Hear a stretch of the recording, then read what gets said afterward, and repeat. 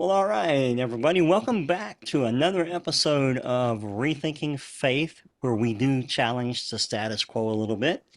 It's been a while since we've done one of these, and my partner in crime, Mr. Ray Luke, could not be here tonight. I'm Mitch. I'm one of the hosts.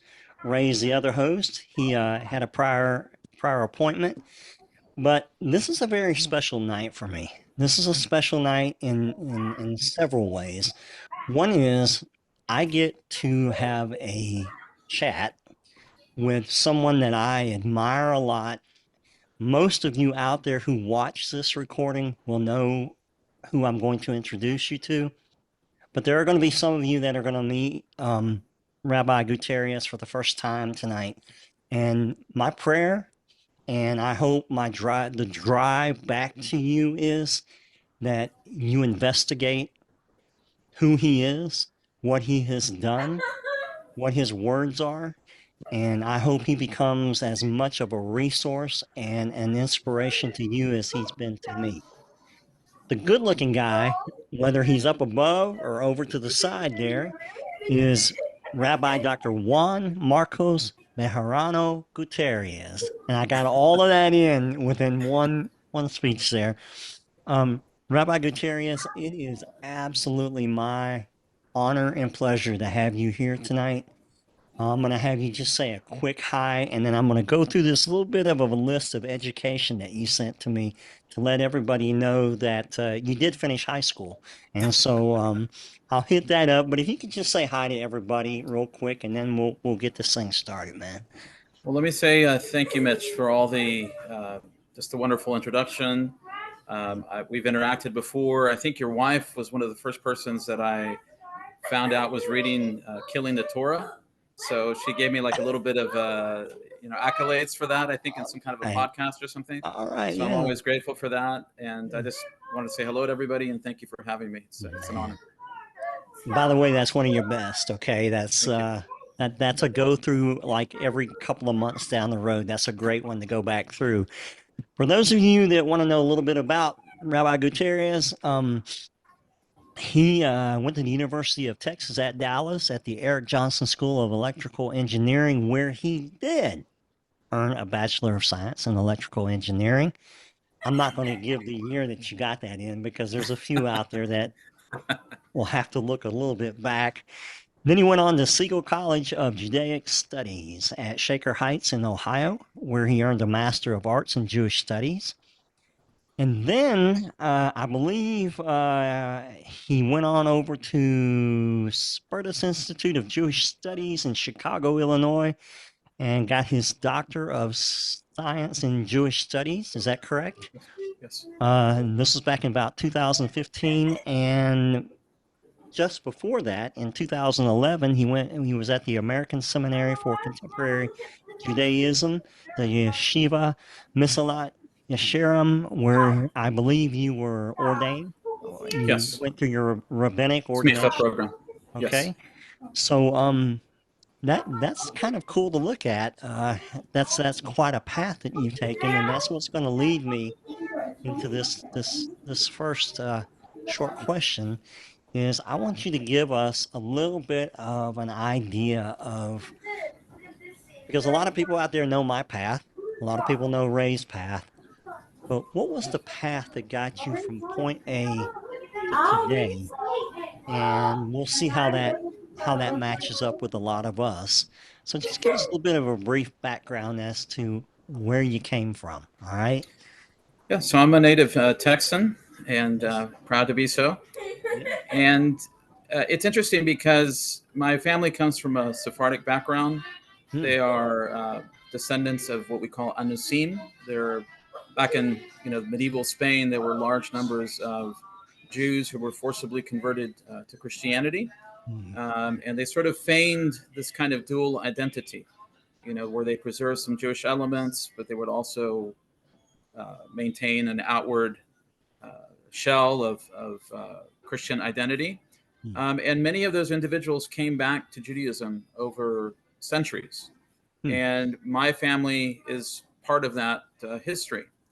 And one of the reasons that I got to where I'm at, I guess in many ways, is because I was fascinated by this complex history and the idea that so many Jews were forcibly converted and then maintained this identity in secret for such a large, long period of time. And so the study of Sephardic history became the basis for my study of Jewish and Christian interaction and dialogue and conflict and persecution. And for a time, I focused in on a lot of the injustices, the persecutions, the massacres. And then I got to sort of a point of wondering, well, do I just focus on that? Or do I find something that can bring about maybe a more positive change? And that, in many ways, I think influenced my path to study early Christianity, to look at it within the context of the Second Temple period, and to really ask the questions. Well, what now? What are the options on the table? Do I just have rancor and anger towards Christianity for what it did, or is there a better option? And I think that, in many ways, summarizes my path over many years. That's very fascinating. Well, Rabbi, were you ever actively involved in the Christian church? When you, I had friends, and let's just say that there was some exposure. Let's put it that way. I had friends that were pastors, kids, and some of them are pastors today. Yes. So they were very. It's interesting because in many cases, many of them knew they were going to be pastors from the time that they were little, and it's interesting, because sometimes we have a little bit of an interaction, and yes, it's on very different sides of the street, so to speak. yes. But I think what I see is that there can be positive interaction, and I think that's really the key, behind what I'm trying to emphasize. I like that. I like that a lot. And for those of you joining in for the first time meeting Dr. Gutierrez, if you go to Amazon and pull his name up, he has a load of books that he has written. Most of them, I think, are on Kindle as well. And I think there's a boatload of them that are free right now. And so, between his research work and I will say this about his books, they are they are pleasant to read. They're very educational, but they also cause you to think. They cause you to think not so you don't get lost in your thought, but it challenges a lot of the thinking that you've had, or maybe the thinking that you're growing into. So I just want to give a shout out that Thank you. if you have not, if any of you out there have not partaken in checking out some of his work, you can just hit Amazon up and just put his name in, and it will just load right up. So great work there, Rabbi. I tell you what I'm going to do. We're going to get this thing kicked off tonight. And my first question coming to you, and I don't really want this to be so much of an interview, is I want to give you an opportunity to just share on a couple topics that are so prevalent today. That especially with what's going on worldwide and what we see not only in overseas but in our own country, there's just so much that's so much gray area, and trying to understand how that came about and what caused a lot of that. um, and I will say this, I don't mind saying this, I think that the church itself is responsible for a lot of anti-Semitism. And I think that with replacement theology having done what it's done through the course of history, has done probably as much damage quietly underneath as opposed to something up top making a news, making a news blast or a shot like that. So it's a crazy period in time, but it's lending itself to a lot of people asking questions. So I'm going to Yes. start off tonight with, who were your top two or three influences that you enjoyed reading as you were coming along your path? Well, I always have to mention Rabbi Dr. Byron L. Sherwin of blessed memory. He was a protege of Rabbi Abraham Joshua Heschel. And, before we started recording, you mentioned something about Rabbi Jonathan Sachs of blessed memory. And I thought about a eulogy that was given for Rabbi Sherwin, and it said, even though he is no longer here, the voice still speaks. And I feel that. He was my doctoral advisor at the Spertus Institute for Jewish Learning and Leadership in Chicago. But he, I think in many ways, had the most significant impact on my life, not just academically, but I would say spiritually, and even on just a personal level. He was somebody who was interested in the welfare of his students. And he wrote extensively. He wrote a lot of books that people really don't know about. I think many of my favorite authors are individuals that sort of fall by the wayside. People know the big names, but I've often found treasures in lesser known individuals. And he wrote a book called Towards a Jewish Theology. He wrote, I think another one was just titled Jewish Theology, sort of an introduction. He had quite a few books, but his writings affected me tremendously. And one of the things that I saw in him, sort of connected to this issue of Jewish and Christian interaction, is that he would often tell stories of his day-to-day activities in Chicago. Whenever the Catholic diocese, for example, would have a new bishop, they would invite him to come and to give a Devar Torah. And he had one in his pocket ready to go, and he would just tell that story. And he also told another story, which I think is important. He talked about the fact that he visited Poland. I think it was back in the 90s, shortly after the fall of the Soviet Union and Eastern Bloc. And I don't know if it was Warsaw or Krakow, but he got to visit, I think, a monastery. And he talked about, they led him up to this sort of a castle, some old building, and they showed him a book that was like 5 feet tall. It was beautifully illustrated, illuminated, and he looked at it, and he told the monk, we, that is Jews, we don't have anything like that. And the monk took it in a negative way. He said, of course you didn't have anything like that because you could read. And so it was this idea that sadly the Christian populace, they had to be shown with essentially a beautiful picture book, the foundations of Christian theology. So his work affected me in terms of thinking. He stressed a lot about what is Jewish thinking, and is that really the heart of the difference between Judaism and Christianity? Of course, people will focus in on the question of Jesus and messianic claims and divinity and so forth, but he said, I think it's much more basic, and that's that Jews and Christians think differently. And I would say one thing which I think is important. He said, Christians have a tendency to want to define. It's, the propositional statements, creeds, doctrinal statements. In Judaism, you don't walk to a synagogue and ask for a doctrinal statement, right? I mean, it's about affiliation. It's about level of observance of the mitzvot. It's more like a descriptional thinking. And something so basic has been a big part of my process, looking at these two religious groups and how they process information differently and why there's often an impasse. So I would say Rabbi Byron Sherwin was critical. I would also say Rabbi David Hartman of the Hartman Institute. He wrote a book on Torah and philosophical quest, where he talked about the Rambam, Rabbi Moses ben Maimon, and he brought up the whole issue of revelation and how do we know truth? How do the rabbis conceive of we might say miracles in the context of revelation? So I would say that those two individuals were formative for much of my life. And then there's a lot of other lesser known academics and rabbis that, I don't know, I guess maybe it's personal bias. I'd like to give the little guy a chance. People focus in on the big names, maybe because I'm a little guy.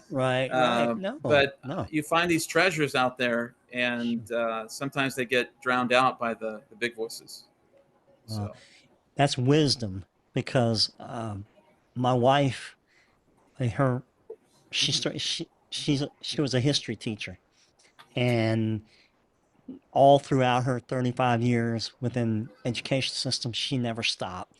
Um, Even once she became a principal of a high school, um, history has always been a strong pull for her. A lot of my learning has come from her. A lot of comparative thoughts of like what you just said, because my bookshelf now looks a whole lot different than it did in the days when I had an office in a church. And there was always 2 or 3 volumes back there on apologetics.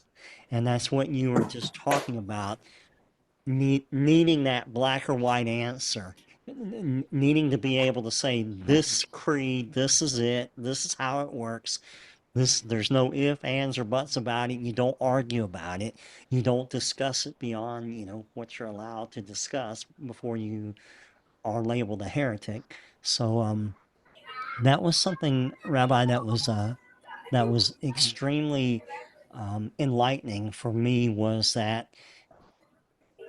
there, that interaction of discussing that particular mitzvah or discussing the topic and then walking away and not going, well, we had it all right, or we had it all finished at that time. So, but that's really cool that you brought those up. And like you said, I think there's a lot of diamonds in the rough that Yes.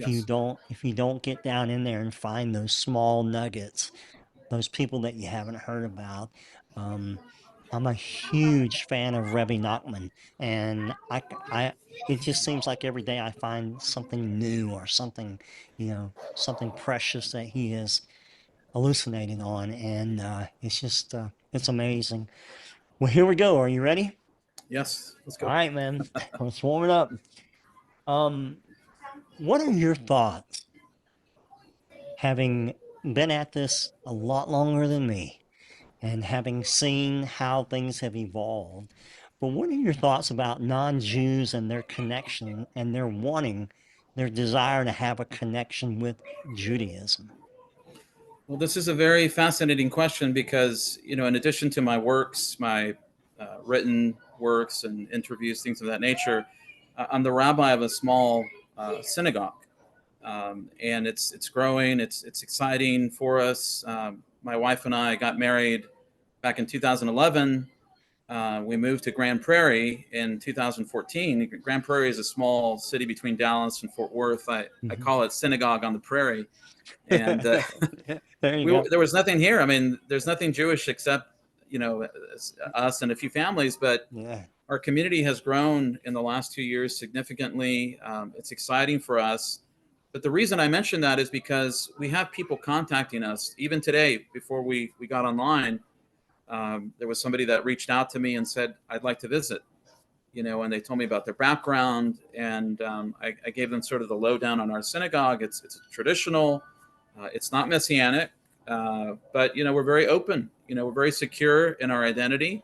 And I think in many ways, I got that from the rabbis that I studied with. Hmm. One of the rabbi that married my wife and I, Rabbi Chaim Beck, he was friends with Pope Ratzinger, the Pope before the current one. And he Sure. told me, yeah, we would chat together. He sang for Pope John Paul II. I always love to tell that because there's sort of two approaches, unfortunately, in the Jewish community. There's a more antagonistic approach that is Hmm. taken by a lot of individuals, and there's reasons for that. But there's also a more conciliatory approach. Hmm. And I was influenced by the more conciliatory approach, the one that says, listen, we're very well aware of what has happened in history, but we also have to look at the fact that we live in the 21st century. And there are people that do want to learn about Hashem. They want to learn about Judaism. And how are we going to treat them? Hmm. So I've seen this on a personal level. I think it's fantastic. Um, but one of the things I tell people is that, conversion may not be the best option for every single person. Right. If they can learn about Judaism, if they can learn about the Torah, if they can understand maybe some of the challenges that their faith presents, and maybe consider them, I think that in and of itself is already like a victory, Yes. because you've already made them start thinking about Yes. what is it that I am saying, what is it that I'm doing to either help the people of Israel or potentially to harm them. One of the things that you mentioned in the beginning about the current state of world affairs is that, you know, what's happened since October the 7th is we've seen a lot of people's true feelings come to light. We have a young lady in our synagogue. I mean, I've known her since she was born. You know, she's 24, 25 now. Hmm. Many of the friends that she grew up with in high school have completely turned on her. Let me Wow. plug in my computer. Yeah. Many of her friends have completely turned on her. Mm-hmm. They've said offensive things. They've anti-Semitic, and it's been shocking for her to realize these are the friends that I grew up with. But the Yeah. reason I mention that is because when you study history, you often realize that some of the anti-Semitic feelings present in Islam likely came in from Christian sources. Yes. It's not to say that Islam didn't have issues with Jews. I mean, you can look at the history of the Iberian Peninsula, and there was certainly violence, but there was a significant impact from Christianity into Islam with those kinds of ideas. Mm-hmm. And I think most Christians are not aware of that. They may Right. be shocked by what they see in Islam, but where does it go back to? And you brought up the question, or you brought up the issue of Christian theology being a source of that. And I think that is sadly true. Mm-hmm. It is, and you hit the nail on the head. It's sadly true. When you're in that, you don't know any different. You are guided by a certain dialogue that is based on creeds, dogmas, things, and so forth. But then when you hear the same thing over and over again, and depending on the season of the year or whatever, but then when you start getting red flags, and those red flags don't get attention, or they don't get the correct, they don't get the truth brought out from them, then you start searching. And that's where we are, I think, with a lot of younger people. They're they might be drawn to the traditions of Judaism or observance or whatever, but many are drawn to trying to want to understand uh, the truth, you know, and it goes back to, within the Christian element, Jesus. And for a lot of them, there's no better place to start at than realizing that he's not, he was not the person that Christianity portrayed him to be. And that's a hard hit for a lot of people, um, especially when it's covered up a lot, and it's covered up to adjust the dialogue to make it sound right.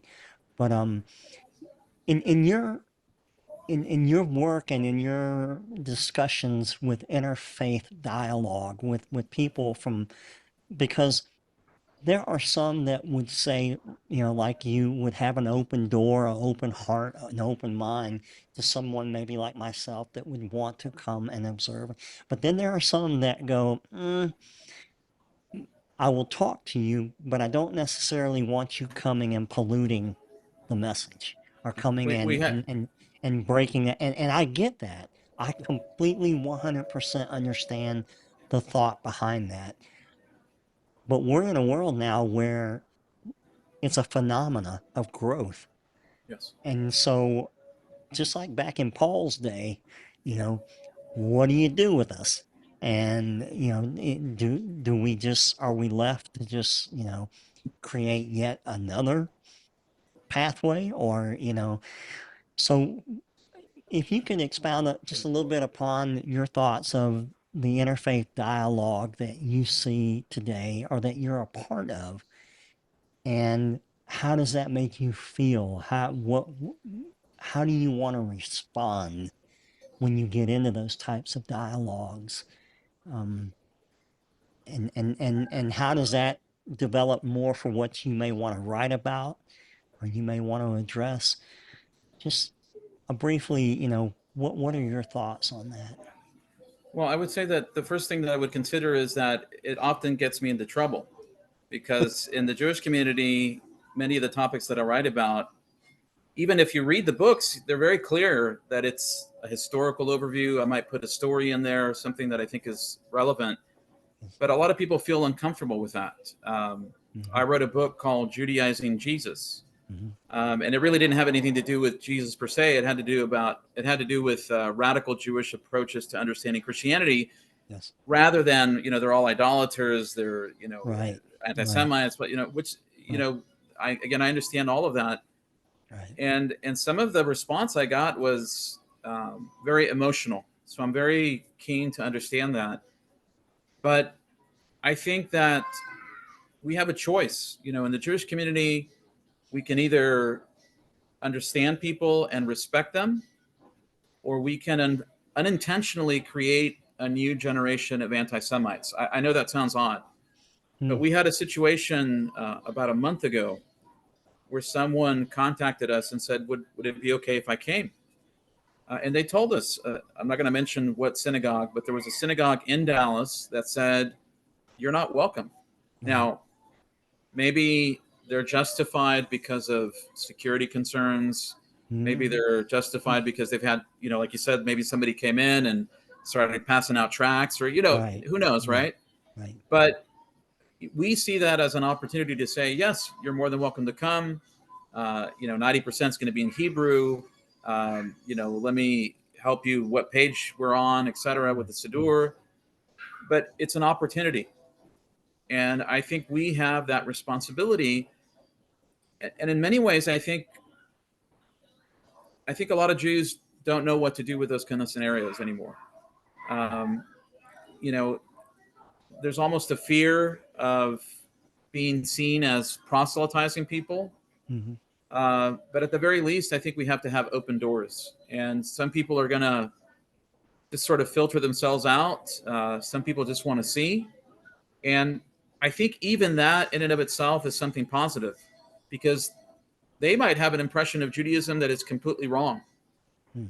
And yet, if they come for a service or two, and maybe it's not my cup of tea, but I actually got to see them reading the Torah. I actually got to see them singing in Hebrew. I actually got to see the procession of the Torah. These kinds of things that we take for granted, they're part of a choreography. Um, it's almost like a play. Yes. And they're seeing like a reenactment of something that has happened every Shabbat, for for millennia. And they get to be part of that play, maybe as a spectator. But I think it's a very powerful Yes. message.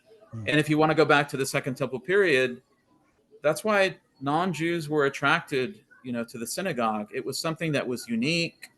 We read about, Roman senators' wives converting to Judaism, Mm-hmm. the God-fearers, these people that were intrigued. Maybe conversion was not necessarily something that was appropriate for them for various reasons, but they were exposed to the God of Abraham, Isaac, and Jacob. And I think we need to do everything to welcome that. Mm. Again, if they become full converts, we have other people in our synagogue that, for whatever reason, they don't convert. Now, there might be some practical consequences to that. We don't count them in the minyan, or Sure. we don't call them up to the Torah. But what we try to do is find a way to incorporate them. There's nothing against halacha that says they can't open the ark.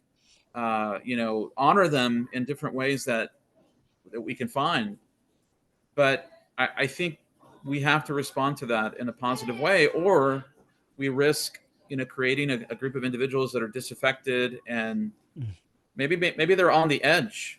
Mm-hmm. And I've met a lot of non-Jews that become resentful because they were treated poorly by some individual that was Jewish, and now they just paint a broad brush against the entire community. Right. Well, let me ask you, Rabbi, what advice? Because I'm going to ask you two questions. The first one will lead into the second one, but what advice would you give? Because there are words out there like Noah hides, and that could be a whole um, that could be a whole program in itself. Gares, people who begin to take steps, okay, I guess you would say, and observe as much as they can, try to take on as many mitzvahs as they can.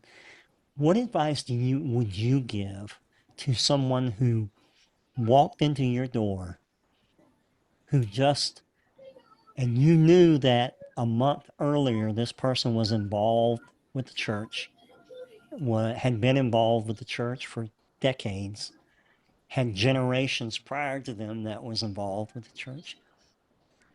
But what advice would you give to someone that came to you and said, you know what? I think I'm understanding that there's a truth and I haven't been told that truth. And I want to learn that truth. And I want to know what would be the best possible way for me to begin this process. What would you say to that person, Rabbi? Well, the first thing that I would say is don't be resentful of whatever you learned in the past, Mm, because I think sometimes people adopt a philosophy or a way of thinking that they're deceiving me, they're keeping the truth from me. It almost becomes conspiratorial. mm-hmm. And what I try to tell people, in the Talmud, there's a discussion about whether uh, non-Jews are truly idolaters in the same way that the Canaanites were. Right. And one of the statements that's made is that, well, they're not really idolaters on the same level. They may be doing things that are not appropriate or not acceptable, but they're, for the most part, they're following the customs of their fathers. Mm, So I think the first thing that you have to do is don't embrace the anger. To say, you know what, I'm going to take the good and I'm going to move forward with that. mm, And then you just have to learn little by little, because one of the mistakes I see people make is they make very sharp uh, decisions or corrections, or what they think are corrections, mm-hmm. and it leaves them in a place that's isolated, angry, alone. And Mm, I think small steps are sustainable, yes. and they have to find some kind of community. I know, like in your case, you say there's not a lot available. I know that's the case with a lot of the people that we interact with online. Mm-hmm. And in some sense, I'm often torn because, a few years ago, it wouldn't have been common to be doing, Zoom and chat groups and things of that nature. So I Mm, see the benefit of that, and yet I see the weakness, mm, because in many ways it can help isolate an individual. mm-hmm. And I think people have to be willing to sort of go beyond that isolation that might be comfortable, and engage on some level with some group, with some synagogue, Mm, where things may not be perfect, yes. but it may not be the perfect fit, but there's some kind of dialogue, there's some kind of interaction. And that I would just say, just take it slowly, Mm, because that, there's a verse, I think it's in Mishle and Proverbs, about, having zeal, and you sort of run, I'm paraphrasing, you miss the way, right? mm, I think, in fact, it says that the soul that uh, hurries sins. It's almost like you're too zealous that you start knocking things down, and yes. Yes. Well, you've got to take more of a measured approach. well, sadly, you just described me. Um, Sharp turns, anger, uh, not so much anger at a person, because I will still, Sunday mornings, I will watch those messages online and I will critique and I will go, why? And, but I think you very much describe a lot of people that get turned on to it quickly and want to open the fire hydrant, so to speak. Instead of letting the hose be the feeder, they want the full hydrant wide open. And then that leads to having 12 different books open at one time. And you don't know which side of the table to go to, and all of a sudden you're leaving out the simple pieces, the simplistic pieces. Yes, I'll tell you a quick story. There was a rabbi, his name is Rav Hanan Schlesinger, He's active today in interfaith dialogue with Muslims, so Hmm. rabbi, Muslims, which is something that people don't think about often. Sure. But he used to be here in Dallas. He was the rabbi of Congregation Sha'arei Tefillah. If I talk slow, it's because I have a little bit of a feedback, so I'm trying to measure my That's okay. words. That's okay. So it's a modern Orthodox congregation, and he would entertain these interfaith dialogues. And I think it was something like 2006 or 2007, a long time ago. There was a like Support Israel Day that was hosted by the Jewish Federation of Greater Dallas, but they actually had like Christian pastors as part of the program. Now that's become more common lately because we have groups like the Dallas Jewish Conservatives that have been very active in bringing both sides together, especially after October the 7th. Yes. Um, but Rabbi Hanan Schlesinger, I remember this distinctly. It was the daughter of Kenneth Copeland, who is a Hmm. famous pastor in, I Oh, think, yeah. Fort Worth, here in Yes. the area. Yes. And he was just looking at her admiringly. And I was right next to him. We were having a conversation. And I thought, why is he like so enthralled, by what she's saying? I had, as I mentioned, I had friends who had been pastors' kids, and so forth. Mm-hmm. And what I saw is that he didn't care what her desire was for Jews, to embrace Christianity. He just saw that this is a person that was willing to support Jews and the state of Israel, and he was willing to take it. Yes. Oh, Um, yeah. and, and I guess what I'm Yeah. saying is you have to take the good, Mm-hmm. even if you disagree with everything else. Yes. And I think if you have a more positive approach, it doesn't cause this kind of conflict. This, like you said, it wasn't necessarily targeted at any one person. It was against a movement or an ideology. And again, believe me, some ideologies need to be, destroyed. But Yes. I think we can't take the human element out of it. We have to see where Christians have done things that are positive. Yes. Not ignore, the things Yes. that are obvious. I mean, I Right. study those, I write about them, but to look for those points that we could say, you know what, we should give credit where credit is due. Mm. And how do we leverage that, and how do we move forward? And again, it doesn't mean that we agree or Mm. that we give an approbation to their theology or whatever it is. But I think you have to recognize, B'Tselem Elohim, they're made in the image of God. They're trying to serve as they understand. Um, and I think just having a positive outlook, I think, is critical. Mm. Uh, That's and that's a lot of wisdom, and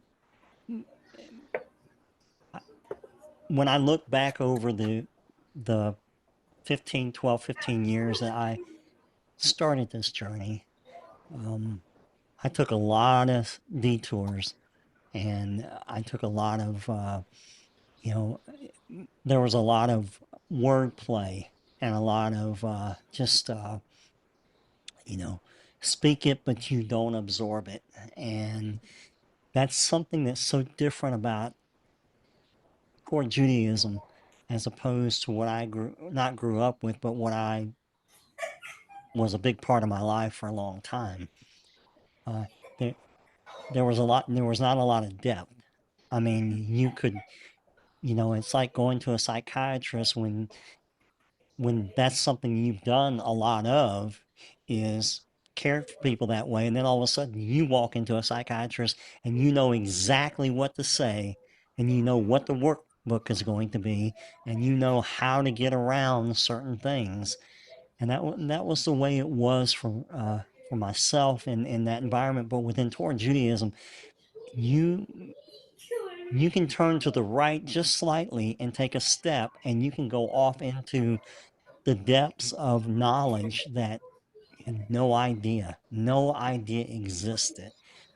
And that leads me to this last question here is, what thoughts or what wisdom would you have for people like myself, Ray, those of us who want to make a difference from an education standpoint? Um, I don't want to, I hate using the word evangelize anymore. It just sticks to me in such a bad way.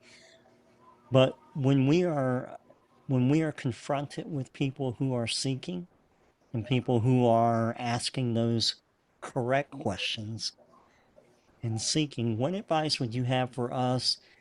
Because then again, you go back to, categories like the Noahide path and, a starting point. What advice would you give to us as we address and talk to people on a day-to-day basis? And a lot of people that once they start the path, they lose track of certain types of people. You know, Yes. they're not around them a lot anymore, or they don't have Yes. a need to. But we still are, and we want to be a benefit in that dialogue. And so, what wisdom would you give to a young man like myself who is much older than you are, um, as we continue, to try to be a bridge, to build that bridge, to help secure that bridge as people begin to cross it? What would you say to us? I think it's a challenge because one of the elements in Christianity, as you mentioned, is you have to have these essential beliefs, and any deviation from can be heresy. It can be the source of a new church or something like that. So it's very difficult, I think, for a lot of people to interact with that successfully. Um, but I would recommend something very basic. This is very practical. Something like the Sabbath by Heschel. You know, one of the beauties of Heschel is that he talks a lot about the spirit. And I think a lot of Christians aren't used to confronting or learning or knowing about a Judaism that is spiritual, that talks about, uh, the holiness of Hashem, in a way that is foreign to them. They think of Judaism in a very biased fashion. Yes. Um, Maybe choosing a writer like that can present maybe a very different vision than what they're used to. Hmm. And maybe using that as the point of dialogue, not trying to convince them of anything, but just saying, listen, there's a whole work of, spirituality in the Jewish world that you don't have any exposure to. Hmm. A lot of the Christians I mentioned, the late Dr. Michael Heiser, they put a lot of emphasis on the first century, but Judaism didn't die in the first century. Yeah. Jews didn't start developing in the first century, 20 millennia after the fact. Right. And the essential truth of Judaism and of the Torah continues to, develop and be expressed in new ways. Hmm. So I think education, Hmm. something that is not threatening. I mean, everybody has to make the choice whether they're willing to listen or not. But Hmm. I think education in a format that is, maybe open to the questions that people might pose. Hmm. I think, obviously the podcast that you and Ray are doing, just raising questions and providing answers. It, it's difficult not to make somebody angry. I mean, somebody's going to get angry for any answer that you give, but to try to do so in a respectful way. I think that's what I've come away with, so many years after I started this process. And, Yeah. not maybe knowing that there's not one size fits all. Some people are at different places and different levels. And I think that shouldn't be a problem. We should be able to tell people, listen, in my opinion, for your family, I think you might want to consider this, Hmm. where there might be a different answer for someone else. Ah, I think those are very wise words. Very wise words. And I'm gonna kind of bring this to a head, and I'm gonna ask you: are you hopeful? Are you excited? Are you um, do you believe, I mean, outside obviously of just politics and just, you know, the world is going to have what's going on in the world is going to have a big impact on not just Jews, but those of us who are very, very, we feel, we feel connected. We feel very connected. And even more so to do more mitzvahs, to do more acts of kindness, to lift the people of Israel up, and be there for them in any possible way that we can. But are you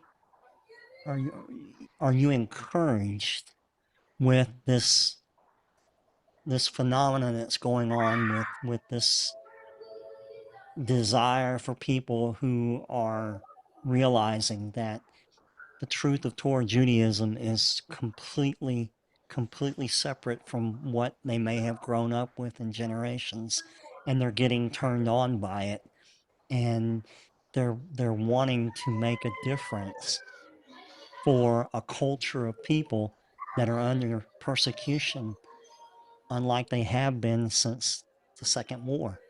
And what are, do you feel encouraged by this? What are your feelings about um, this phenomenon that we're seeing out there? Well, I have a mixture of emotions. Be Um, honest. af- Be uh, honest. yeah, after October the 7th, about a week later, I was involved with a conversion Hmm. process of Giur. And the section that we read from the Talmud from Tractate Yevamot says, in essence, to the prospective candidate, do you not know that Israel is in the midst of persecution? And if the person responds, I know and I'm not worthy, then you instruct them in some of the major and minor commandments, and then they go to the mikveh, atafat ambrit, the drop of blood if they're already circumcised, and then they go to the mikveh, they accept the commandments, and I saw that, so it was very moving to me that literally at a time when Jews were being persecuted, that somebody would say, yes, I want to make my commitment to the Jewish people. Hmm. On the other hand, I see these other cases where people have revealed their true face, Yes. and that has been very disappointing. I've seen Jews who have, in many ways, embraced, from my perspective, the enemy, because of their particular worldviews. And then I see people like yourself and others who have shown their support. So it's a mixture of feelings. It's a mixture of hope and despair. But I do sense an excitement because I feel like the people that are supportive are drawn. It strengthens them in perhaps an odd way. Mm. Maybe because they feel it's either in or out. It's either I'm committed or I'm not, Yes. or I don't want to be associated with those people, or I do. And I think in that sense, it's a dividing line. And part of that is exciting because then you see, wow, people are really committed. Hmm. Um, and I think that's where the hope is, that there are people of conviction. There are people who are not Jewish that are willing to become Jewish, or they're willing to support. And then there are some Jews that maybe have walked away, and then that has made them say, you know what? I need to reconnect. I need to return, make teshuvah. So I see like all these different elements at once. Hmm. And I think overall it's a very powerful awakening if people are willing to follow that, that Yes. stirring, if you will. I I can't begin to thank you enough for um, the position that you stand in, the position that you hold, the life that you've lived, the path that you chose and support, and it's a part of who you are. The writings that you've done, the research that you have done has crossed generations. And again, I'm not talking about age, I'm talking about interfaith discussions. And to have taken a little bit of time out tonight and just share your thoughts with an old ex-Baptist that that is trying his very best to daily serve Hashem in a manner that we're trying to learn that is pleasing to him, but is also beneficial to the people of Israel. And I'm very grateful that you took this time. And I hope that as people watch this and they begin to look at your books, read your books, um, they begin to ask questions. Um, I'm, my prayer is not that all of their prayers are answered, but that they receive more questions that they go after and look for, and that keeps them moving forward. And so, on behalf of myself and Ray, and anyone who watches this and has watched this or watches this dialogue that we've had, I want to thank you from the bottom of my heart. It's been invigorating. It's been enlightening. I've always had the utmost respect for you, but to have had the opportunity to sit down and just finally get your microphone working so that you could dialogue with me has been great. Is there any last word, Rabbi, you would like to leave our viewers with before I close us down and allow you to do something else with your evening? Is there anything you would Well, like to leave us with? yeah, I would say one thing. It's a very basic statement. It's the struggle for Torah is Torah. The the answers are good to have, obviously, Mm-hmm. but the questions and the study of Torah for its own sake, it's part of that process, and it's never finished. But if it leads us to higher levels of kedusha, of holiness, then that is, I think, what it's supposed to bring about. And I think that kedusha can exist within Jews and non-Jews, if they're truly seeking Hashem. Yeah, And so I think that's probably the best I could end it with. that's great. That's great. Well, thank you, sir.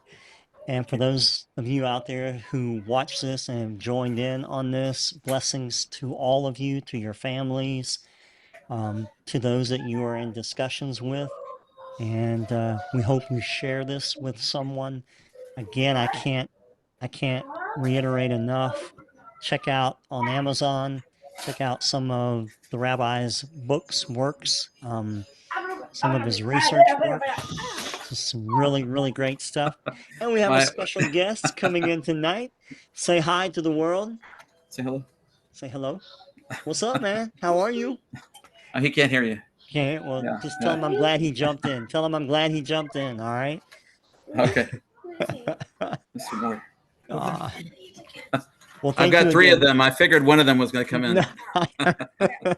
mine are grown, and I don't have to feed them anymore, so it's a blessing. That day will come for you, I promise you. Okay, Okay, all right. Rabbi, thank you again, and for everybody viewing tonight, blessings to you, and thank you for joining us and being a part of this moment.